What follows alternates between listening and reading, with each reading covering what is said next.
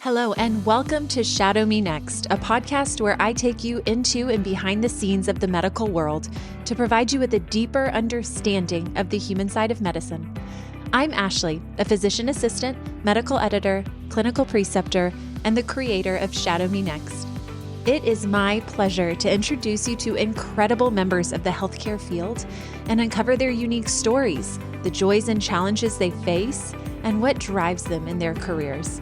It's access you want and stories you need. Whether you're a pre-health student or simply curious about the healthcare field, I invite you to join me as we take a conversational and personal look into the lives and minds of leaders in medicine. I don't want you to miss a single one of these conversations, so make sure that you subscribe to this podcast, which will automatically notify you when new episodes are dropped, and follow us on Instagram and Facebook at Shadow Me Next, where we will review highlights from this conversation and where I'll give you sneak previews of our upcoming guests. Today on Shadow Me Next, I am excited to introduce you to Jim Allen, a lead physician assistant in urgent care who brings a unique perspective to medicine. From his early aspirations of joining the military to finding his true calling in healthcare, Jim's journey is filled with resilience, self-discovery, and a passion for patient care. In this episode, Jim shares what it's like managing high-acuity cases in an urgent care setting and the benefits of practicing with full autonomy. We dive into the topic of mentorship. Do you really need it to succeed in medicine? Or are there other tools that can help you navigate your career? Jim reveals the powerful lessons he's learned from his patients and the one unexpected interview question that left a lasting impact on him. You are not going to want to miss that quality question. Please keep in mind that the content of this podcast is intended for informational and entertainment purposes only and should not be considered as professional medical advice.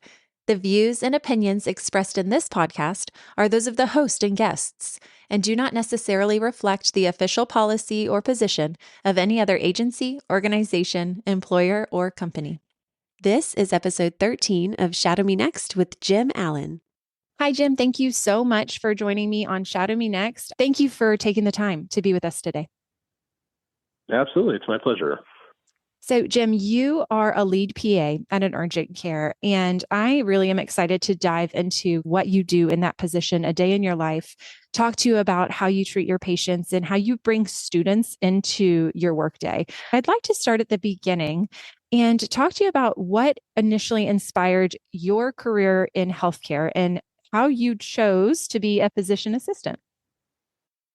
Yeah. So growing up, I was diagnosed with type 1 diabetes when I was 5 years old. So you really have to grow up quickly when you have to constantly be aware of how you're feeling, what your blood sugar is, making sure you're taking control of your health like that. And so that kind of made me grow up a lot faster than most people, at that age. So, I was always around some degree of the medical world when I was growing up. My dream was honestly always to be in the military. And as a young kid, I didn't realize that if you have diabetes, you're not eligible for the military. And so when I called a recruiter when I was like 16 or 17, and they're asking me my medical history, and I say, oh yeah, I have type 1 diabetes. They were like, oh, well, if you need to take medication on a daily basis to survive, you're not eligible. And so I said, oh, okay, well, there goes that dream. So when I was in high school, I had recently gotten into exercising and lifting weights and stuff. So that was definitely a passion of mine. Like, I was fascinated by the human body, but I was also really interested in mechanical things, cars, and just how things work. That's always been kind of an interest of mine, is how things work. And so when I was accepted into college, I initially went to the University of Colorado in Colorado Springs.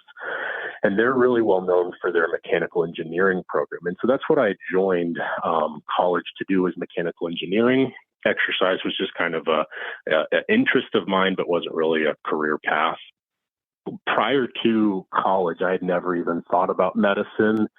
No one in my family is medical. My dad was actually a pastor for a Presbyterian church, and then he formed his own leadership consulting company after he left that field. My oldest sister is an attorney. The sister above me in line is was an arts degree, and then she got into sales. My brother's a musician. So we have a large variety of kind of Wow. expertise and interest in the family, but nobody was medical.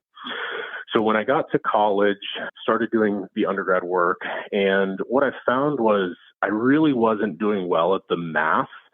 There was components that played into that. My dad died of a sudden heart attack when I was 18, right before I graduated high school. So I was still grieving that loss. And there were some teachers with very heavy accents that were part of my trouble learning calculus. And so I found that, if I wanted to really be serious about mechanical engineering, I really felt that I needed to understand the math a lot stronger than I did. And so after my first year in college, I decided to talk to the college advisor and switch degrees.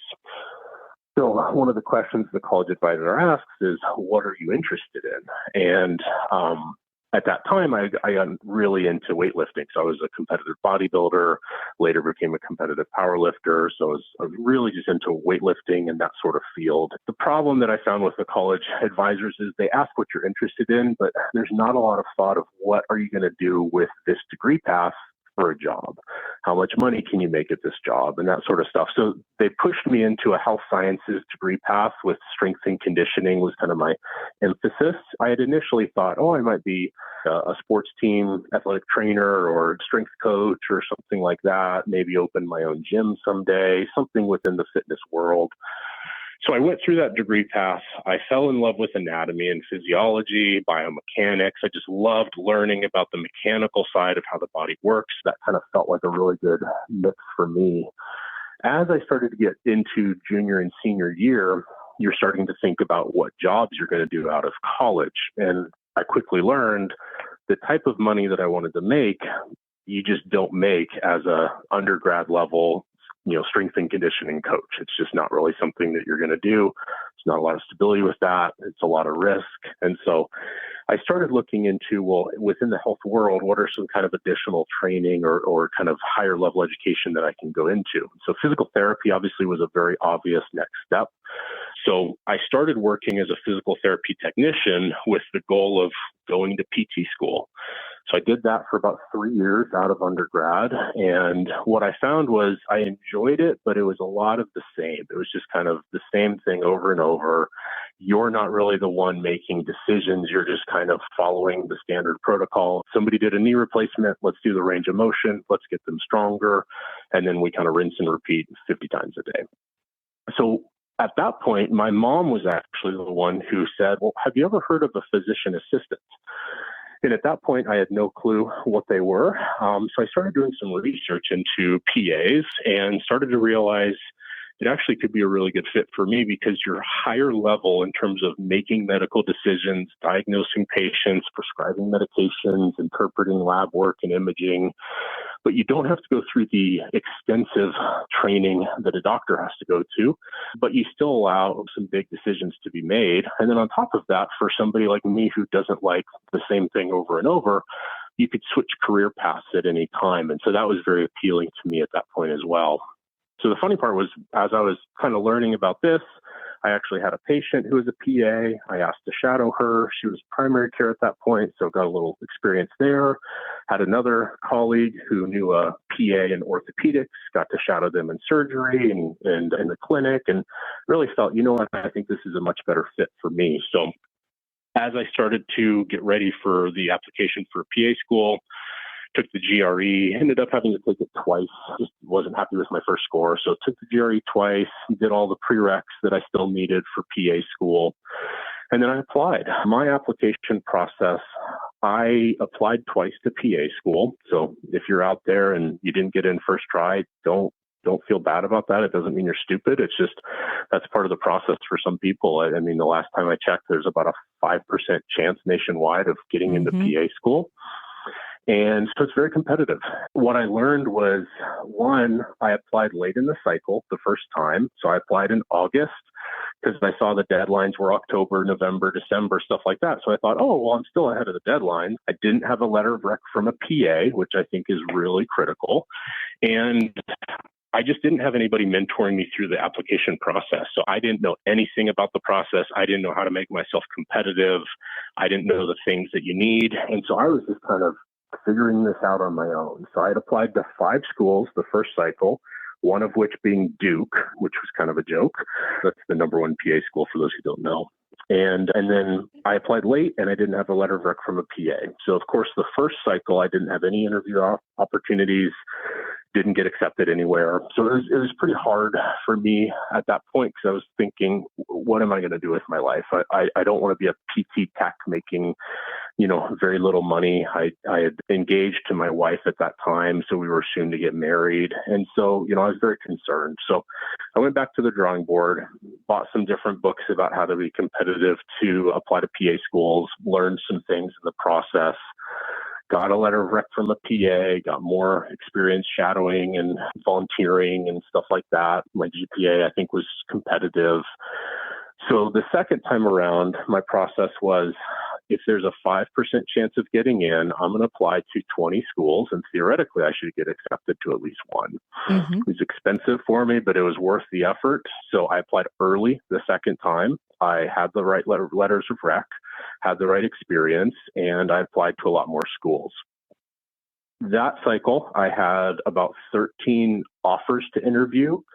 I interviewed at 7 or 8 universities, and then I was accepted to 2. The 2 universities was the University of Florida, which is where I went, Mm-hmm. and then Southern Illinois University in Carbondale, Illinois. And so really excited when I first got that first acceptance. That really, I was just so grateful that I now had a career path and a career moving forward that I could participate in. And so ended up going to UF, and, we can talk about that. But that was kind of my process for getting into PA school and how I shifted into medicine as I continued to go. What a great story, Jim. Thank you so much for being so detailed with that, because I think that, it is a journey, and it's one that is not always a pleasant journey.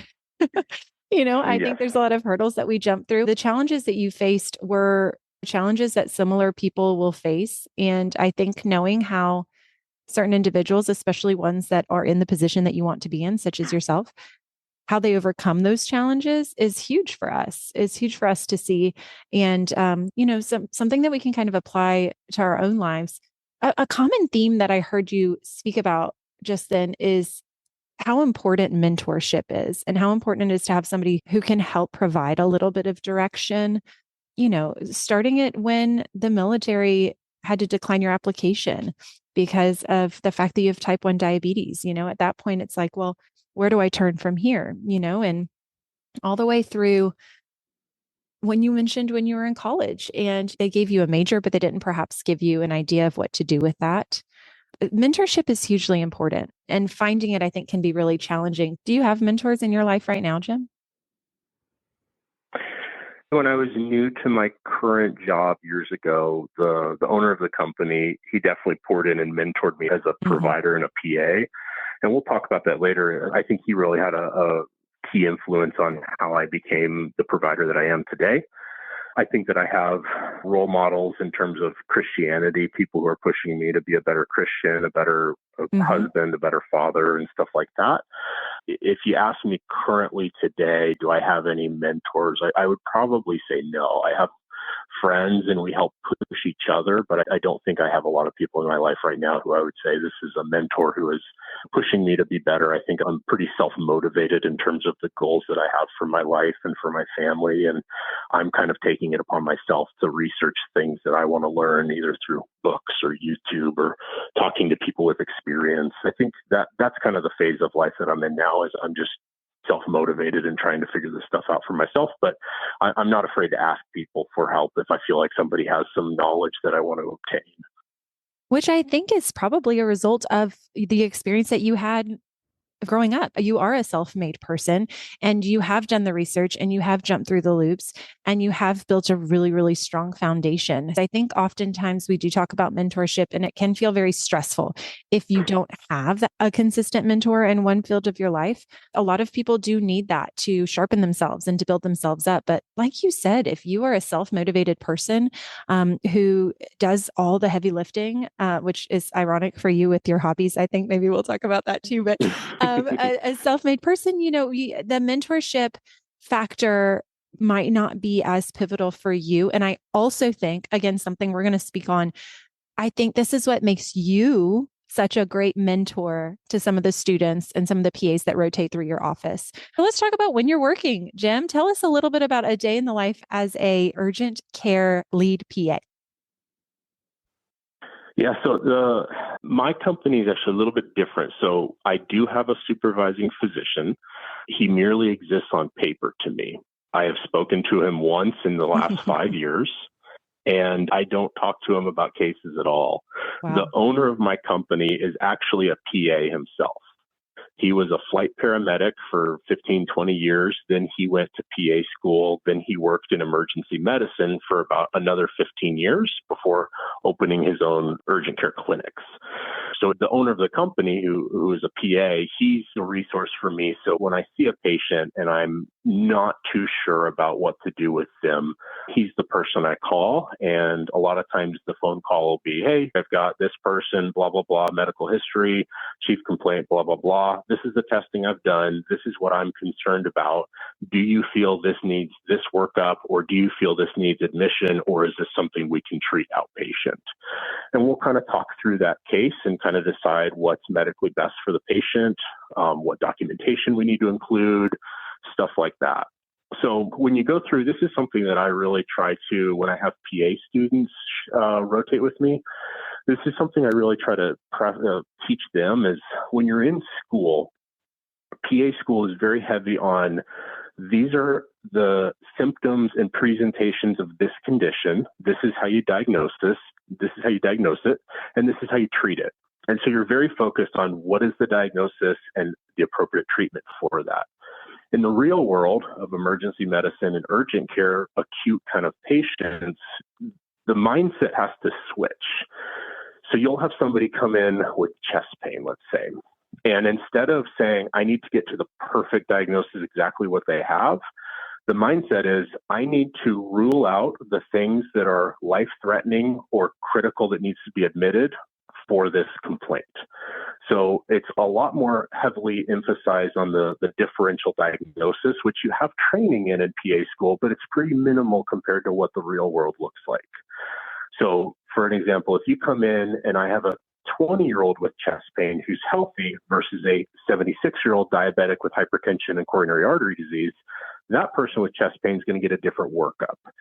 So my focus is based on the symptoms they're presenting to me, the vital signs I see, the exam that I do, and the laboratory testing that I interpret, I'm trying to rule out heart attacks, pulmonary embolism, myocarditis, pneumothorax, pleural effusions, all these different conditions that could cause chest pain.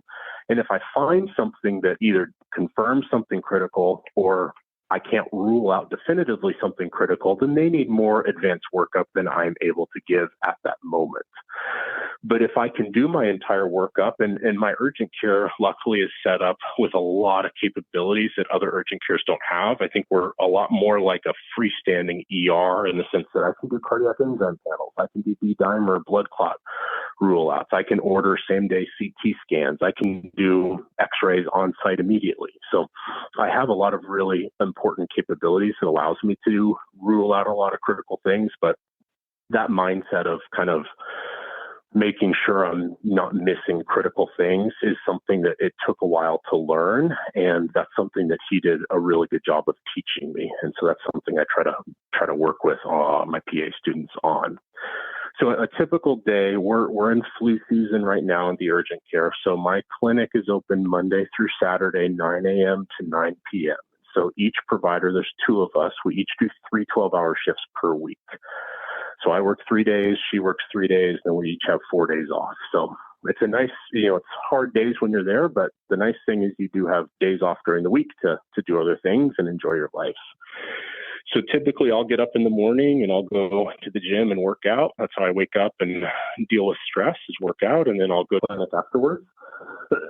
Yesterday I saw 35 and I saw 20 of them within the first 3 hours of the day. Oh my gosh. The volume can be pretty insane. So that'll range from a lot of flu symptoms, sinus infections, coughs, pneumonias, UTIs, that sort of stuff. You'll get belly pains, chest pains. You'll get orthopedic injuries, fractures, stuff like that. I had 3 lacerations yesterday, 1 abscess drainage yesterday. medication refills for different things, people with high blood pressure that's hard to manage. And urgent care can see all the above. So I've had people with heart attacks come through. I've had people with strokes come through. I've had big hip fractures, dislocated shoulders, you name it. The concern is just a lot of people, they'll come into an urgent care, maybe thinking something isn't a big deal. And then you have to figure out, oh, actually, this is a big deal. This needs surgery, or this needs, admission and management, or whatever the case may be. So my visits have a wide variety of what we see. And so the nice thing is that every patient experience is new, and, there's definitely some exciting things. Like the first time you diagnose appendicitis based off your physical exam, like that feels really good. It does. Stroke that you catch. Oh my gosh, like somebody comes in with fever, right lower quadrant belly pain, they have a positive Rovsings, positive obturator. You can literally make the diagnosis just off of your physical exam. You don't have to do blood work or anything. You just say, hey, we need to get you to the ER. You need a CAT scan and you need your appendix out. You call them the next day. You're like, no, you're 100% right. It was my appendix. They took it out. I'm feeling great. Those feel really exciting the first time you see that. Or I had a 13-year-old girl. Her family brought her in because she was having fevers and hip pain. And so a lot of people say, okay, what's the differential for that? Well, at her age, it was septic arthritis. So her hip joint was infected, and it's a blood spread, hematogenous spread. And so just based off of a physical exam and history, I said, this is, infected joint. You need to go to the hospital. They need to wash it out. So called them a couple days later, confirmed, yep, that's exactly what it was. They washed it out. Everything was great. So, again, your medical knowledge can take you a long way. And those are things that we're all trained in PA school. A lot of times people don't put a lot of effort into the training process in PA school, so they forget a lot of this stuff. So part of my effort when I was in PA school is I worked hard at the schoolwork, and I really spent a lot of hours learning. And so because of that, I've been able to retain a lot of the knowledge that I learned there, and it's helped me every day of my career. So yeah, that's kind of a full day. Is, you see between 25 to 40 patients per day.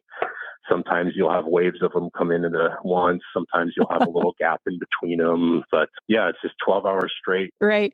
You mentioned about how when you were exploring physical therapy as a potential career, that you needed a little bit more variety in your life. And Lord knows it sounds like you found that variety, Jim. Wow. When you are in PA school, as you know, you do learn about all of these conditions, and it is so exciting to learn the number of ways that our body serves us every day. And unfortunately, the number of ways it can go wrong. It feels really good to be able to help somebody with all of that knowledge that you took in while you were in school. That's a huge patient load, Jim. Do you have support at your clinic? I know you mentioned it was you and another clinician and you guys rotate, so it doesn't sound like you're always there together. Are there other members of the healthcare team that are there providing support to you while you're trying to see 40 patients a day? So our staff is a receptionist, a medical assistant, and an x-ray tech who kind of also helps in a medical assisting kind of role. All medical decision-making, all patient visits are your responsibility as the provider. It's a lot. It's complete autonomy. Your job is identical to a physician in an urgent care. You have to really be on top of your game. You really need to know what to look out for. You really need to know your medical conditions and your treatments. And then obviously the owner of the company, he does a great job of, he answers his phone when you call. So, when I was brand new, I'd call him 30 times a day, and it was more just the medical, the understanding of the conditions was there. It was more hey, does this need to go to the ER or can I treat this? Does this need a CT or can I just assume it's this? And a lot of times what urgent care does is we'll try to narrow it down as much as we can. And then we'll treat for the two most likely things that we think you have. So, an example would be, hey, if you come in and you're having vaginal complaints, vaginal discharge, itching, something like that, we send out a swab. Your history doesn't really make us too concerned for STDs, but hey, this could be bacterial vaginosis. This could be a yeast infection. So why not treat for both? Send out the appropriate testing, and then we'll cover worst case scenarios. So that's kind of what we're doing is not always are we going to get to the exact diagnosis that you have, but we're going to try to rule out as many things as we can. And then we're going to try to do the best we can in the meantime to make sure you don't get worse. I think that's great. And with autonomy as a physician assistant, I think comes a lot of access to care. And it sounds like that's what a lot of these patients need, right? Is somebody to just evaluate them, to let them know if this is something incredibly severe or if this is something that perhaps we can treat with a prescription, or, if it's a dislocated shoulder, maybe we can just reduce it. Jim, talk to me more about physician assistant autonomy, because of all of the people that I've spoken with right now that are physician assistants, it sounds like you practice the most autonomously. You are working by yourself and you have very little oversight, and you might not need that. So tell me a little bit about autonomy for you and what it means to you as a PA. Yeah, so before I switched over to urgent care, I did orthopedic surgery for 2 years. And then I did a little stint in primary care when my wife and I moved back to Colorado briefly. When I was in orthopedic surgery, you're basically glued at the hip to your surgeon. So you guys operate together, you see patients, you talk to him about consults in the hospital. So it is a one-on-one relationship. There is a tremendous amount of supervising that's being done because this is an orthopedic surgeon who went through a tremendous amount of training and has so much knowledge that I don't have or would take me 5 to 10 years to obtain. And so when you're fresh out of school, you need that constant reinforcement, constant, education, constant explaining of how to do things. When you're in urgent care, I needed a lot of that up front, but it could come from a phone call. It didn't always have to be, hey, look at the same patient that I'm looking at. And so I think my orthopedic experience helped me dramatically with urgent care because there's a lot of orthopedic complaints that come in that I have a little more experience and knowledge dealing with than some of our other providers. So if they come in with a fracture, well, I know how to manage that fracture. I know most likely this is going to need surgery or most likely it's not. And so I can help kind of guide the patient along their expectations of, what to expect moving forward, what this likely is, how we likely treat what they have and stuff like that. So the autonomy in urgent care, for me, I really enjoy it. I like to make my own medical decisions. I like to call the shots. And I think this is kind of a perfect field for that. But that's not everybody. Like my wife she's a dermatology PA. She loves to have a supervising physician that if a patient is too complicated, she can just say, hey, I'm going to send you over to my supervising physician because she says, well, and so to have that ability to offload challenging things that are maybe above a scope of practice is really appealing to her. And for me, I think I like the idea of always having the emergency department as my backup. So if I really have no idea, but I think you look critical, I can always send you for additional testing and more expertise. A lot of things I think I can deal with and I can manage for people. And I like to do that. I enjoy the challenges that presents, but I also like the freedom of being able to make decisions myself. And thank you so much for comparing your position to your wife's position, because, I align more with your wife on this. I obviously am also a derm PA, and I think our oversight is very similar, but imagine being in an urgent care by myself with a patient come in with a heart attack, with a STEMI, and having to read an EKG with no other eyes on it except a man by phone. It makes my feet sweat. My heart's beating too. I might be having a STEMI thinking about it, and that's the beautiful thing about being a PA, is that there is variety in not just what you do, but how you do it too. And I think sometimes even within the profession, there are certain people who work in maybe urgent cares and they might want more oversight. So maybe they ask to be scheduled when there's another physician assistant. And it's not that they're overseeing each other. It's more of just a collaborative environment. So I'm so glad you brought that up. Thank you for mentioning that. But before we shift gears, I want to ask, about our quality questions segment on the show. Do you have a quality question that you'd like to share with us? Before we hear what Jim's quality question is, keep in mind that there's more interview prep, such as mock interviews and personal statement review, over on shadowmenext.com. There you'll find amazing resources to help you as you prepare to answer your own quality questions. Sure. So this is not a question I was asked or asked anyone. This was actually from a physical therapist that I had worked with years ago. Wow. And it was a question that he was asked when he was applying to PT school. And I thought it was such a cool question. So these are one-on-one interviews, very similar to PA school or med school. So you're sitting in front of an interviewer. They're asking you questions. Why do you want to be a PA? Why don't you want to be a doctor? Why do you want to go to this school? Things that can be very intense questions. So this guy asked the physical therapist, he said, who was Admiral Hirohito, and what role did he have in the U.S. involvement during World War II? Oh my gosh. What? So when you hear that question, you go, what? I'm not a history major. Why are you asking me this random question? He said, well, I don't know who Admiral Hirohito was, but if I had to guess, I would say that he was involved in planning the Pearl Harbor attack that launched the U.S. into World War II against the Japanese. And the guy says, wrong. I'll tell you, I like that you didn't give up. And in that instance, I said, oh my gosh, what a crazy, because if you would have asked that question to 100 people, most of them would have just said, I don't know. Who was Admiral Hirohito? And they just said, well, spoon feed me the answer. But this guy was looking for somebody who had some resilience, who would take their best stab at it, who would at least try. And I think that such a random question can tell you such important key factors about somebody's personality.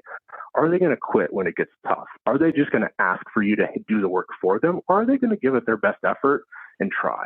But that question has always stuck with me. It's just such a random way to ask something so deep about somebody's personality. So I really enjoyed that question.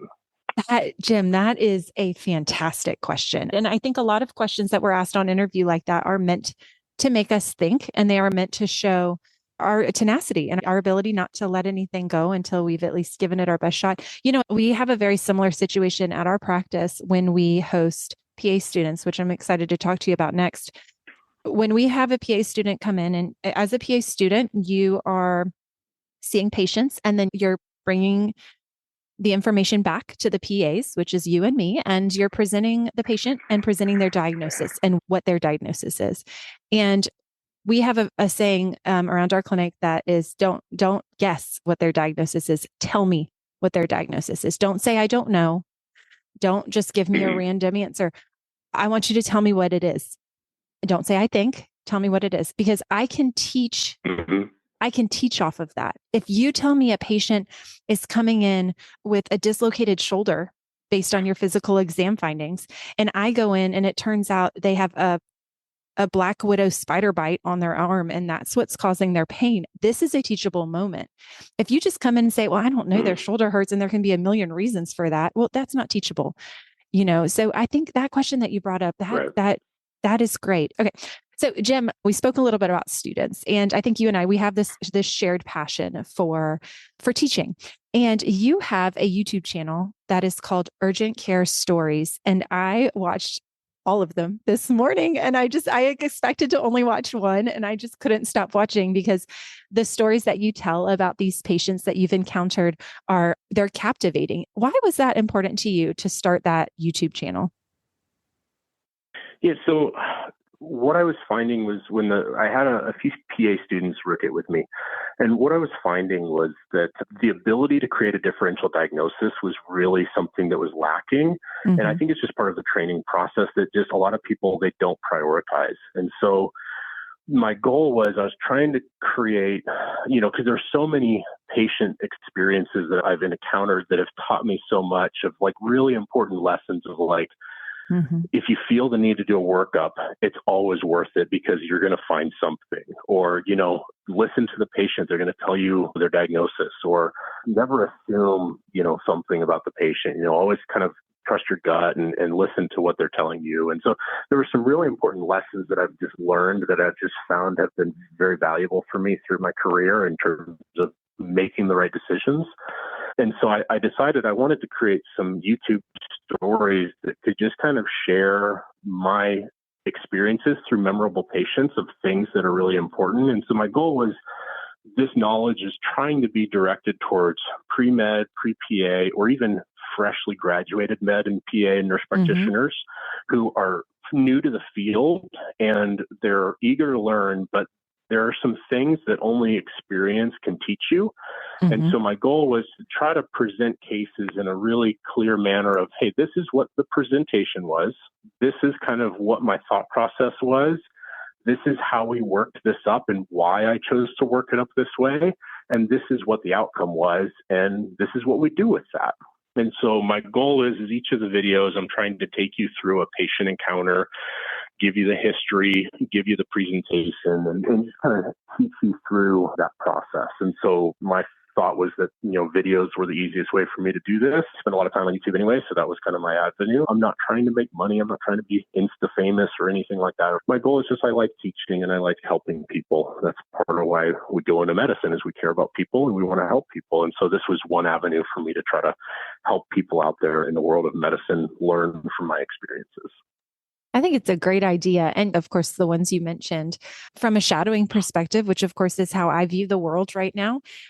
It's stories for students who are trying to figure out perhaps where they want to end up in this medical career that is so wide. Are these stories interesting you purely on an entertainment level?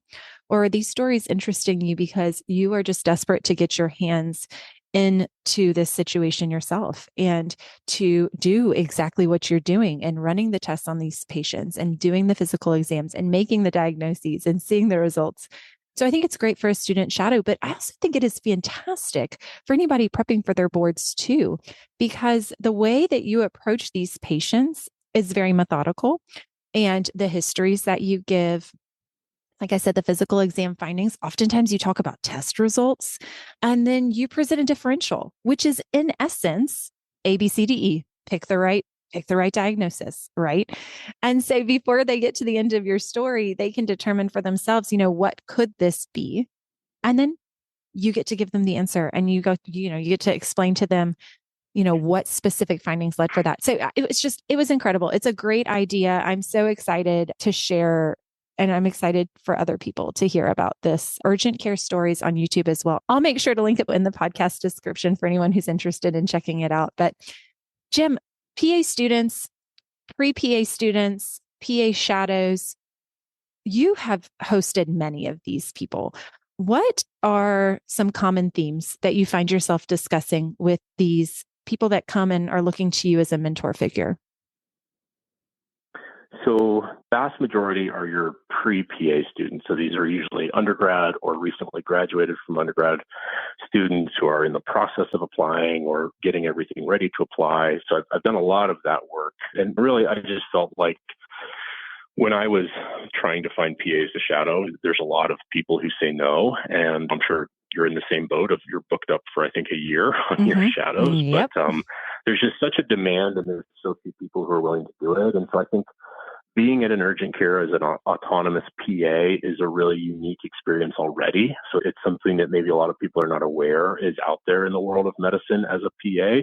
And then I think what I do is cool. I think I see a lot of cool stuff. I get to make cool decisions. I get to help a lot of people. And so I wanted to be able to share that with people who are thinking about getting into this career path. So some of the common things like the pre-PA students, a lot of them are going to ask about, what was your GPA? What was your experience applying? How many schools did you apply to?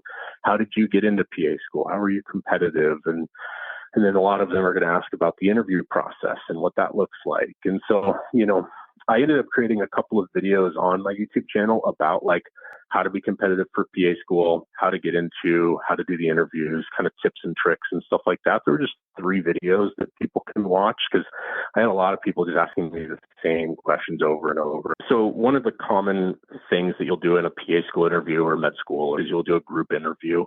And so the group interview, for those who don't know, once you're invited for an interview, you've already made it to like the top 10% of applicants already. So that's a really big thing. Yep. But once you get to the interviews, you'll have a few one-on-one interviews and then you'll have a group interview. So the group interview is you sitting in a room and there's going to be somebody who's grading you, maybe 1 or 2 people. And so you'll have a question prompt and then there's going to be a timer for 10 minutes. And then you're just going to discuss that topic among yourselves.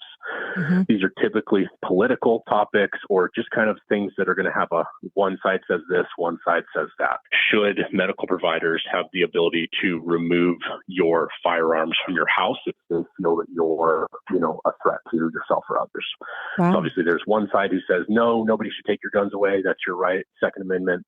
Other side's going to say, well, absolutely. If it's for the greater good or if you're a threat to yourself, we should be able to take that away from you. And then we're going to grade you on it. And so a lot of people, they're trying to find a way to be competitive in that process. So one thing that's a common pitfall is there's going to be some aggression to try to be like, oh, well, I'm going to read the question prompt for everybody. I'm going to show leadership. And so a lot of times, like I tell people, don't really try to fight for that. It doesn't mean a whole lot to us. It's just cool. You were the first one to talk. You're a bit of a bully or whatever. So I don't really stress that to students. The hard part is like when you're watching these interviews as the grader, one of the crazy things is like some people will just not talk. And it's amazing because you're sitting there and you're like, hey, man, like, why aren't you getting involved in this? Why aren't you talking? You're just sitting there being quiet the whole time. I have nothing to grade you on. So what I would recommend to people is I would sit back and let people discuss it for a little bit, maybe throw something in there, but I'd be watching the other people in the group looking for who is not talking, who's being a little shy. And then what I would say is I'd jump into the talk, I would put my opinion out there, and then I would turn to that person and say, hey, Jason, what do you think about this? And what that's going to do is it's going to show that you have compassion for other people. And so at least I really respected people who would try to involve other people in the process. And so it's a really classy move. It doesn't come across over the top or anything. It just shows that you care for somebody else. And that's really important in medicine, is to find providers and PAs that are compassionate. And so that was a really easy way to just make yourself look good in the group interview, is just ask somebody else from the group who's been a little quiet or shy, a question. So that's kind of a quick, easy thing for people to do. And then on the one-on-one interviews, some of my advice for people would be, a lot of times the interviewer is going to ask you a lot of questions. Why do you want to be a PA? Why this school? What are your strengths? What are your weaknesses? What happens if you don't get into PA school this year? What are you going to do? Those sort of questions you should have really well-rehearsed, well-practiced professional answers to, because you're going to expect those. They're obviously going to throw some oddballs at you. What kind of a superhero would you be? What's your favorite color and why? Just kind of random stuff that they're going to ask. But one of the best things is they're going to ask you, do you have any questions for me? Instead, phrase it as, what are you most proud of about this university? Like, what makes you want to work here?